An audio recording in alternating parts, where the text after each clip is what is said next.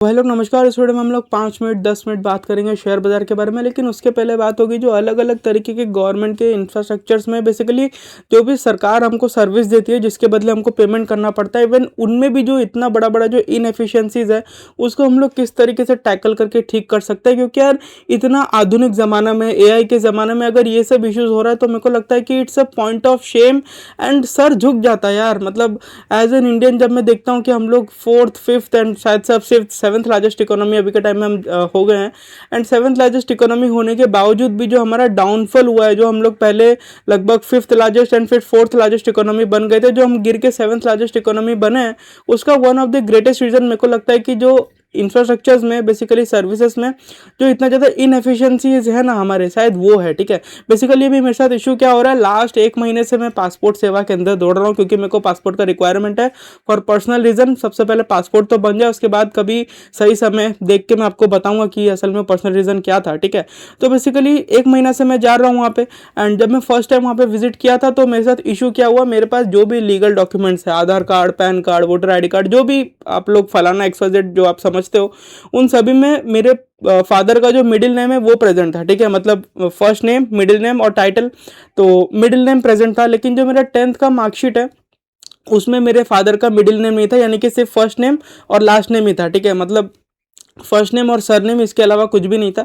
तो वहाँ पे पासपोर्ट ऑफिस वाले इशू क्रिएट किया और मेरे को बोले कि अरे अरे देखो, उनको पता था कि मेरे को डे 1 से ही पता था कि मेरे को फ्रेश पासपोर्ट जो है इशू करवाना है, क्योंकि मैंने उनको बोला था कि मेरे को जो है फ्रेश पासपोर्ट इशू करवाना है। तो उन्होंने मेरे को बोला कि कोई प्रॉब्लम नहीं है, आप जाइए नोटरी पब्लिक के पास, वहाँ से एफिडेविट निकलवाइए और आप लोकल लैंग्वेज यानी कि वर्नाकुलर लैंग्वेज मतलब कि आप जिस भी स्टेट में रहते हो, जैसे कि मान लो कि आप आंध्र प्रदेश में रहते हो तो वहाँ पे लोग तेलुगु बोलते हैं, तो तेलुगु न्यूज़पेपर में आपको वो एफिडेविट निकलवा के छपवाना है कि हाँ भाई ये मेरे साथ हुआ है एंड मेरा नाम ये था, अब मैं ये हो गया हूँ। ठीक है, एंड लोकल लैंग्वेज के न्यूज़पेपर के साथ साथ इंग्लिश लैंग्वेज के न्यूज़पेपर में भी छपवाना है। तो ये सब काम मैंने किया। मतलब सबसे पहले एफिडेविट निकलवाया, फिर ओडिया लैंग्वेज में छपवाया, क्योंकि मैं उड़ीसा से हूँ तो यहाँ का जो लोकल लैंग्वेज है वो ओडिया ही है। ठीक है, ओडिया न्यूज़पेपर में छपवाया, उसके बाद मैंने इंग्लिश न्यूज़पेपर में छपवाया, ये सब तामझाम किया। एंड फिर जब मैं सेकंड विजिट में जाता हूँ वहाँ पे, एंड हाँ मैं बोल दूँ इन सब प्रोसेस में मेरा 3,000 रुपये का खर्चा पड़ गया। एंड जब मैं सेकंड विजिट में जाता हूँ कि भाई ठीक है मैं सारा डॉक्यूमेंट रेडी करके आ गया हूँ तुम्हारे पास, लो मेरा ये रहा एफिडेविट और ये रहा मेरा ओडिया न्यूज़पेपर का प्रिंट आउट और मतलब जो मैंने छपवाया था, और ये रहा मेरा इंग्लिश न्यूज़पेपर का छपाया हुआ। ठीक है, तो वहाँ पे अब वो बोलते हैं कि नहीं नहीं ये एक्सेप्टेबल ही नहीं है, अगर आप फ्रेश पासपोर्ट इशू करवा रहे हो तो तुम्हारे पास जो भी डॉक्यूमेंट है, यानी कि जब भी आप पासपोर्ट इशू करवाते हो, अगर आप लिटरेट कैटेगरी में करवा रहे हो तो आपको सिर्फ और सिर्फ 10 का सर्टिफिकेट और आधार कार्ड चाहिए होता है। आधार कार्ड की जगह आप पैन कार्ड दे दो, वोटर आईडी कार्ड दे दो, जो भी दे दो चलता है। ठीक है, लेकिन आधार कार्ड और 10th का मार्कशीट ही मांगते हैं जनरली वो लोग।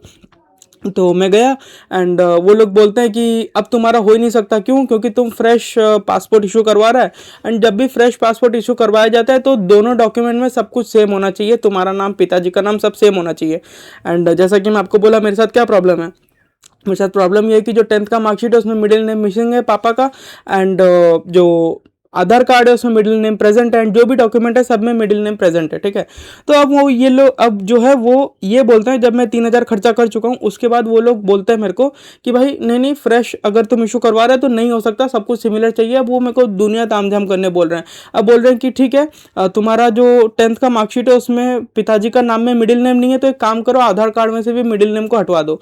एंड हटवाने का प्रोसेस में उनसे पूछा तो वो लोग क्या बोलते हैं, तुमको कुछ नहीं करना है, अपना फोटो और बायोमेट्रिक्स को अपडेट करा देना है। ठीक है, फिर मैं उनको बोला कि अरे अरे मैं तो 10 दिन पहले अपना फोटो और बायोमेट्रिक को अपडेट करवाऊँ, क्योंकि जब भी आप पासपोर्ट बनवाने जाओगे ना, आपको पासपोर्ट केंद्र वाला बोलेगा कि रिसेंट का फोटोग्राफ चाहिए। ठीक है, तो अब मैं उनको बोला कि यार मैं अभी मतलब मेरा उसमें उंगली भी अपडेट हुआ था एंड फ़ोन नंबर, फोटो वगैरह सब अपडेट में करवा दिया था। तो मैं उनको बोला कि आप तो बोल रहे हो कि बायोमेट्रिक अपडेट करा देने से ऑटोमेटिकली पापा का नाम हट जाएगा, ऐसा चीज़ में मतलब वो मेरे को बोले थे। लेकिन मैं उनको बोला कि लेकिन मैं तो बायोमेट्रिक अपडेट करवा चुका हूँ, पापा का नाम तो नहीं हटा। ठीक है, तो वो अपने जो बोला हुआ बात से बचने के लिए वो बोलते हैं कि अरे नहीं नहीं नहीं नहीं तुम तो सन ऑफ हो, सन ऑफ के लिए अब एड्रेस चेंज करना पड़ेगा। अब एड्रेस चेंज करने के लिए वो क्या क्या कागज पत्र मांगेंगे देख लो, तुम्हारा इलेक्ट्रिक बिल मांगेंगे, क्या क्या मांगेंगे वो सब देख लो। तो इतना ताम झाम क्यों? मतलब यार एज अ सिटीजन मैं तुमको 2,000 रुपया दे दिया, जब भी आप पासपोर्ट अप्लाई करोगे आपको 2,000 रुपये का फीस भरना पड़ता है। ठीक है, जंबो साइज का पासपोर्ट जब भी आप अप्लाई करते हो तो मैं तुमको 2,000 रुपया दे दिया, उसके बाद मगजमारी तुम करो ना यार। मैं तो एफिडेविट निकलवाया, अपना 10th का मार्कशीट लेके पहुंचा, अपना आधार कार्ड पैन कार्ड सब कुछ लेके पहुंचा, तुम देख लिए। अब तुमको प्रॉब्लम किस चीज़ का है? मतलब ये लोग बोलना क्या चाह रहे हैं? As a tax paying citizen अगर इतना ज़्यादा प्रॉब्लम होगा, मतलब एक महीना 50 डिग्री का गर्मी में आदमी बार बार जा रहा है, तो इससे ज़्यादा ख़राब चीज़ और क्या हो सकता है? मतलब क्या इस टाइप का सर्विस हम लोग डिज़र्व करते हैं? एनीवेज, लेकिन अगर कोई इस चीज़ के लिए मेरा हेल्प कर सके तो आप लोग जरूर कमेंट बॉक्स में मेरे को रीच आउट करना। अगर पॉसिबल हुआ, अगर आपका हेल्प मेरे का सही में काम आया तो मैं आपको फीस वगैरह देने के लिए भी तैयार हूँ, कोई प्रॉब्लम नहीं है मेरे को। लेकिन अगर आप जेन्युइनली मेरा हेल्प कर सकते हो इस मैटर में, पासपोर्ट बनवाने में, एंड ये जानते हुए कि मेरा जो मैटर है मैं एफिडेविट निकलवा लिया हूँ, न्यूज़पेपर में छपवा दिया हूँ, एंड जो 10th का मार्कशीट है उसमें पिताजी का जो है मिडिल नेम मिसिंग है, एंड बाकी सारे डॉक्यूमेंट में मिडिल नेम प्रेजेंट है, तो आप लोग जरूर से कमेंट बॉक्स में कमेंट करना, मैं आपको अपना कॉन्टैक्ट डिटेल्स देता हूँ, ठीक है। बट शर्म वाला तो बात है यार, इतना ज़्यादा इनएफिशिएंसी क्यों? मतलब ठीक है, पिताजी का आधार कार्ड ले आओ ना, कुछ नहीं चलेगा, तुमको अपना आधार कार्ड को चेंज करवाना पड़ेगा। एंड अगर मैं आधार कार्ड चेंज करवाता हूँ तो क्या होगा? फिर आगे चल के ये प्रॉब्लम आ जाएगी कि भाई अगर किसी चीज़ का इनहेरिटेंस वगैरह हुआ उसमें बड़ा प्रॉब्लम आ जाएगा, ठीक है। तो इतना जो भयंकर भयंकर इश्यूज है ये क्यों है हमारे सिस्टम में? क्या सीधा से एक मेरे को जवाब दो, अगर मोदी जी का ऐसा कोई इशू रहता या फिर अमित शाह जी का कोई ऐसा इशू रहता, क्या उनको भी यही सेम प्रॉब्लम फेस करना पड़ता जो मैं फेस कर रहा हूँ? मतलब being a servant of the public, उन लोग को ज़्यादा फैसिलिटीज मिल रहा है, लेकिन जिनके पैसों से वो लोग चल रहे हैं उनको कोई फैसिलिटी नहीं मिलता है। एक नॉर्मल आईएएस आईपीएस को भी क्या ये प्रॉब्लम का सामना करना पड़ता है? उसके घर में आता है यार, उसके घर में आता पासपोर्ट वाला, सब कुछ काम करवा के जाता। नहीं, उन लोग को प्रॉब्लम नहीं फेस करना पड़ेगा, लेकिन जिनके वजह से वो लोग चल रहे हैं, टैक्स पेयर्स के वजह से, उनको इन सब प्रॉब्लम का सामना करना पड़ता है। मेरे को लगता है कि इस वीडियो को शेयर करना चाहिए आप लोगों को ज़्यादा से ज़्यादा, ताकि लोगों को पता चले कि किस हिसाब का मामला हो रहा है। एंड मतलब यार आप देखोगे अनपढ़ अनपढ़ नेता लोगों को कोई प्रॉब्लम नहीं होता, एंड जो पढ़े लिखे लोग हैं जो कि किस तरीके से एक लेवल तक पहुंच के टैक्स भर के देश को चला रहे हैं, एंड इन नेताओं के पॉकेट में अपना हार्ड एंड मनी को फूंक रहे हैं टैक्स के नाम पे, उन लोग को कोई प्रॉब्लम नहीं होता, हम लोग को बड़ा प्रॉब्लम हो जाता है। बट एनीवेज, अब क्या कर सकते हैं, ये प्रॉब्लम है, and we deserve what we are getting. And ऐसा नहीं है कि अभी के टाइम में ये प्रॉब्लम है, पहले भी था, लेकिन पहले क्या मामला था? 2,000-3,000 रुपया दे के आपका सारा काम हो जाता था। डॉक्यूमेंट थोड़ा ऊपर नीचे है, ठीक है, वो लोग समझते थे थोड़ा बहुत, मतलब जो उस टाइम पे पासपोर्ट एजेंट होता था वो देखता था कि हाँ भाई ये तुम्हारे पापा सही में है, ये तुम हो, तुम दोनों सही में बेटा हो, मतलब बेटा और फादर का रिलेशनशिप रखते हो आपस में, काम खत्म, वो लोग अपना ताम झाम करके सारा डॉक्यूमेंटेशन बना के देते थे। लेकिन अब यही प्रोसेस और ज़्यादा कॉम्प्लिकेटेड हो गया। लेकिन ना प्रॉब्लम क्या है, पहले ये काम 2-3 हज़ार में होता था, अब यही काम 20-30 हज़ार में होगा। क्यों? क्योंकि जहाँ पे आप लीगल चीज़ों को कड़ाकड़ी करते हो वहाँ पे लोगों का घूसखोरी बढ़ जाता है। जैसे कि आपको पता होगा बिहार में दारू बैन है, क्यों? क्योंकि दारू पी के वहां पे औरतों पे जुल्म करते थे मर्द, लेकिन बगल में यूपी में दारू अलाउड है, तो क्या यूपी के मर्द नहीं करते हैं सब काम?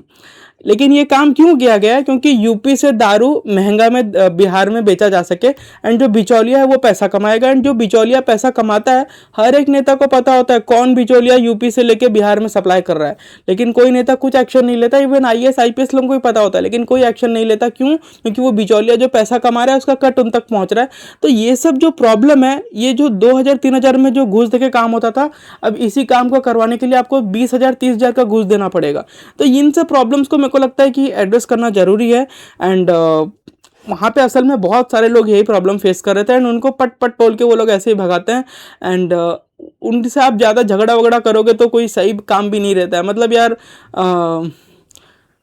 ठीक है, ज़्यादा कुछ बोल नहीं सकते, अदरवाइज आप बोलोगे तुम पॉलिटिकली बहुत ज़्यादा हमको मोटिवेट करना चाहते हो किसी अपोजिट पार्टी के लिए, तो ठीक है, हम ज़्यादा कुछ नहीं बोलेंगे। बट मेरे को लगता है कि that's how the things are in India, and the public servants like big politicians are doing nothing to address it। and हमारे जो IRCTC वाले हैं अश्विनी वैष्णव जी, वो लोग तो 2-3 साल से IRCTC का नया वेबसाइट बना ही रहे हैं। लेकिन आपको गारंटी दे सकता हूँ अगर वेबसाइट बन भी गया ना, तब भी अगर आप तत्काल में टिकट बुक करोगे तो आपका नहीं बनेगा, आपको किसी एजेंट के पास ही जाना पड़ेगा, एजेंट अपना कट रखेगा और उसके बाद आपको तत्काल का टिकट देगा। मैं आपको गारंटी दे सकता हूँ, इस बात का गारंटी दे सकता हूँ, मार्क माई वर्ड्स, ठीक है। अभी हो जाएगा, 40 दिन के बाद नया वेबसाइट आने वाला है IRCTC का, let's see how the things play out. लेकिन हाँ, अगर मेरा कोई अगर जेन्युइनली हेल्प कर सकता है, अगर आपको लगता है कि आप हेल्प कर पाओगे पासपोर्ट के इशू को लेकर, तो आप लोग जरूर मेरे से कॉन्टैक्ट करें। एंड अगर हम लोग 2 मिनट शेयर बाजार के बारे में बात करें तो अच्छी तेजी थी, लेकिन यार जिस हिसाब का मंदी था, इतनी बड़ी मंदी के बाद आज की तेजी, मतलब अब क्या बोलेंगे इसमें, ये तो वही वाला बात हो गया कि हवा का तेज झोंका आया, लेकिन तेज झोंका ऐसा था कि एक घास का तिनका भी ना हिला, इस टाइप की तेजी थी आज के दिन बाजार में। निफ्टी तेज था, 2 पॉइंट के आसपास ऊपर था। जैसा कि मैं आपको बोलता हूँ, जो भी इंडेक्सेस है, चाहे वो स्मॉल कैप हो, मिड कैप हो, निफ्टी हो, उनमें किसी 2-3 हाई वेटेज स्टॉक्स को ऊपर की तरफ खींच के किस तरीके से मैनेज कर दिया जाता है। एंड यही प्रॉब्लम हो रहा है। इंडिविजुअल स्टॉक्स में इतनी कोई खास तेजी नहीं थी, कुछ कुछ सिलेक्टेड काउंटर्स तेज थे, बट मेजरली अगर आप देखोगे तो वाइड स्प्रेड तेजी नहीं थी। हालांकि आपको ग्रीन काउंटर्स बहुत ज़्यादा दिखे होंगे, बहुत सारे स्टॉक्स ऐसे थे जो कि ऊपर से 20-30% गिरने के बाद आज 2-4% का रिकवरी दिखा है, लेकिन ये रिकवरी आप रिकवरी नहीं बोल सकते इसको। आप वैसे ही देखें कि लोग मार्केट में बोल तो रहे कि आंधी बहुत जोर से आया, लेकिन इतना जोर का आंधी था कि एक घास तक नहीं हिला, ठीक है। बाकी बात चल रही है कि G7 कंट्रीज़ के बीच में कि मार्केट में हवा है रैदर, कि G7 कंट्रीज़ का ये बोलना है कि संडे तक जो है अमेरिका और ईरान का मामला जो है ठंडा हो जाएगा।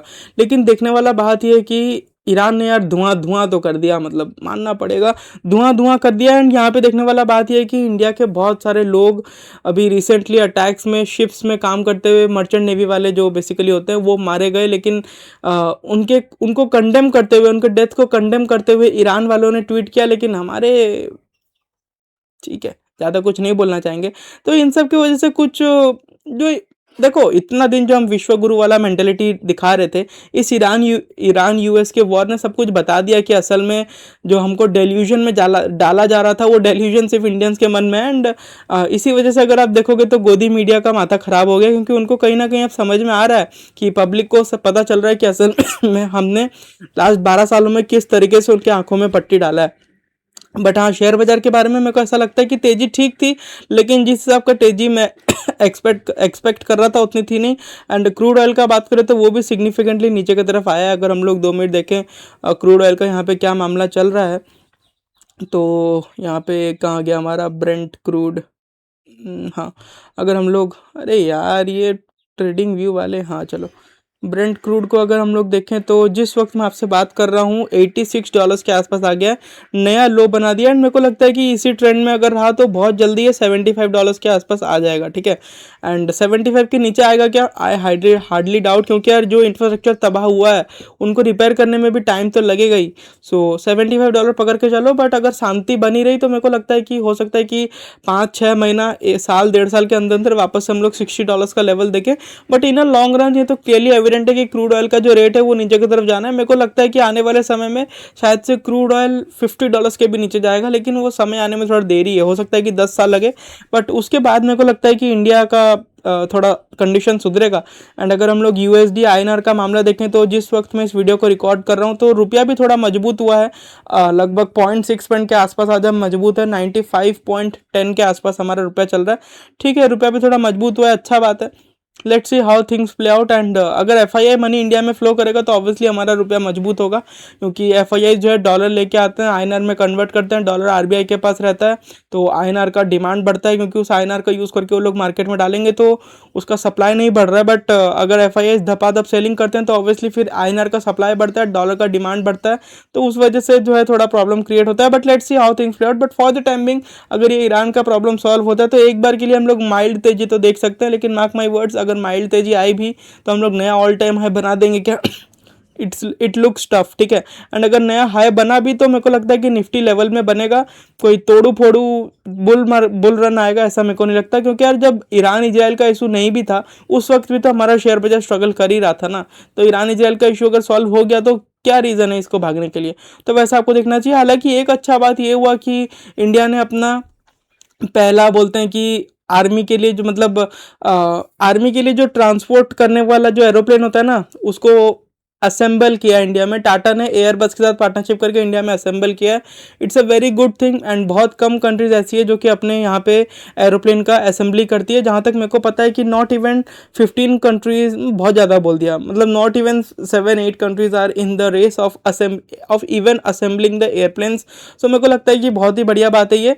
एंड अगर आप हिस्ट्री उठा के देखोगे तो चाइना ने भी एक टाइम में बोइंग का असेंबली चालू किया था, मतलब बस वो लोग जोड़ते थे एंड फिर किस तरीके से रिवर्स इंजीनियरिंग बोइंग करके उन्होंने खुद का एरोप्लेन बना लिया। हालांकि अभी भी China one of the biggest customer है बोइंग का, जबकि उनके पास खुद का एयरप्लेन है, बट ऑब्वियसली उतना ज़्यादा भरोसेमंद नहीं है उनका प्लेन, क्योंकि अभी जस्ट रिसेंटली 5-10-15 साल के अंदर ही उन्होंने डेवलप किया है, तो ऑब्वियसली उतना ज़्यादा ट्रस्टवर्दी नहीं है। एंड बोइंग 100 साल हो गया उसको अपना प्लेन चलाते हुए, तो उस हिसाब से देखना चाहिए। एंड साथ साथ अगर आप अभी का मामला देखोगे तो क्या पता इंडिया भी धीरे धीरे रिवर्स इंजीनियर करे, लेकिन मेरे को लगता है कि अगर हम लोग भी वो सब रिवर्स इंजीनियरिंग के चक्कर में पड़ेंगे तो कहीं हमको बैन का सामना ना करना पड़ जाए, क्योंकि यार चाइना अफोर्ड कर सकता है लोगों को धोखा देके उनका प्रोडक्ट उनका टेक्नोलॉजी चुराना, क्योंकि उनके पास बार्गेनिंग चिप है, क्योंकि उनसे सस्ता प्रोडक्ट कोई नहीं बेच सकता। एंड उनके प्रोडक्ट के बिना दुनिया नहीं चल सकता, लेकिन वो बार्गेनिंग चिप हमारे पास नहीं है। सो हमको ट्राई नहीं करना चाहिए रिवर्स इंजीनियरिंग करके चोरी करने का, बट अगर हमारे पॉलिटिशियंस के पास अच्छी तरीके का प्लान है जिस तरीके से उस सिचुएशन को टैकल किया जा सके, या फिर हमारे इंडस्ट्रियलिस्ट के पास इतना बुद्धि है कि इस तरीके से उसको हम रिवर्स इंजीनियरिंग करें कि दुनिया को ऐसा लगे कि अरे अरे इंडिया ने चोरी नहीं किया है बल्कि खुद का बनाया, तो ऑब्वियसली अच्छी होंगी चीज़ें। But let's see how things play out. And इतना रखते हैं इस वीडियो में। शेयर बाजार ओवरऑल ठीक था। एंड आज के दिन अमेरिका का बाजार कैसा खुलता है, हालांकि कल के दिन तो नैस्डैक में अच्छी खासी तेजी थी, देखते हैं अब क्या होता है। एंड हाँ, अगर ईरान इजराइल का वॉर रुका तो एक बार के लिए तो जो एक्स्ट्रा ऑर्डिनरी सेलिंग आई थी मार्केट में वो रुकेगी, बट क्या एफआईआई का बाइंग आएगा ये थोड़ा मुश्किल लगता है, लेकिन तेजी जरूर से आ जाएगी, क्योंकि अगर इतना भयंकर पिटाई के बाद अगर थोड़ा सा भी कैपिटल गश आता है ना, तो लैक ऑफ सेलिंग की वजह से स्टॉक जो है ऊपर की तरफ चलते हैं। सो इतना रखते हैं इस वीडियो में। आई होप आप लोगों को वीडियो पसंद आया होगा। एंड पासपोर्ट वाला चीज़ याद रखना, अगर कोई हेल्प कर सके तो। नमस्कार।